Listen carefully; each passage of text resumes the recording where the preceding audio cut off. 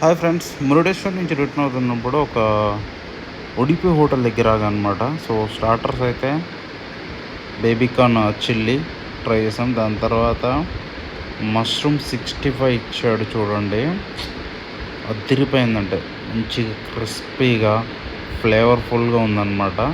So దాని తర్వాత తలా రెండు ఏంటి తలా రెండు చపాతీలు విత్ కాజు మసాలా అండ్ కడాయి పన్నీర్తో వేసేసాము.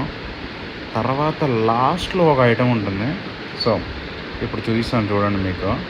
చపాతీ తిన్న తర్వాత ఆ ఐటెంని ట్రై చేస్తాము. ఆ ఐటమ్ పేరు మీరు ఎక్కడ వినుండరు.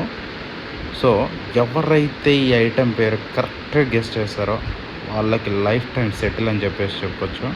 సో దీని పేరేంటనేది మీకు కామెంట్ చేయండి.